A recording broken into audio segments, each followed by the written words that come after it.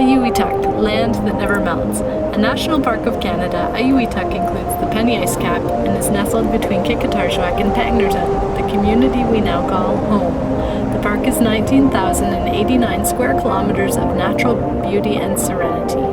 Together with our friends, Nicholas and I visited Auyuittuq Park in July 2010 and traveled by boat with an outfitter on a Sunday afternoon. As we entered the park, sun and blue skies were ahead. Once we had been dropped off on the shore at the entrance to the park, it started to sink in how completely isolated we were going to be for the next 5 days. We followed a large river along our hike called the Weasel River. There were mountains, waterfalls, smaller rivers, cliffs, and moraine to navigate, and it was the most challenging hiking I had ever done before. With 24-hour daylight, we depended on our energy levels to guide our hiking schedule. We would rise early in the morning, eat, and get started on our journey. Our backpacks were heavy, and our legs and feet ached.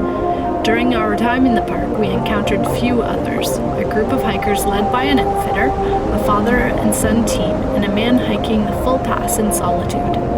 River crossings proved to be the most challenging and unpredictable part of our trek. The water was frigid, and it felt like our skin went numb after only seconds of being in the icy waters.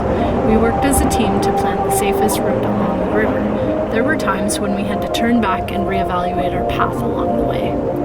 Our surroundings were like something out of a movie. The mountains stood high all around us, and the only sounds were the mosquitoes, our footsteps, and our conversation. The Penny Ice Cap rolled down the beautiful mountains all around us.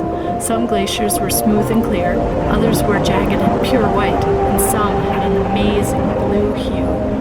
The possibility of encountering a polar bear was always in the back of our minds. Our bear banger would be our only protection in the event of an unplanned meeting.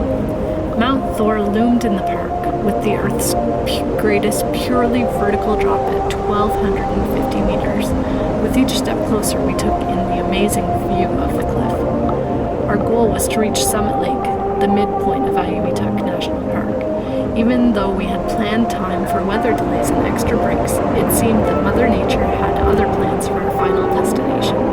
Half-Hour Creek had grown higher and flowed faster due to substantial rainfall and glacier runoff. Crossing this river was a risk we weren't prepared to take. After assessing our route, we conceded to set up camp for the night and to begin our hike back to the entrance the next day.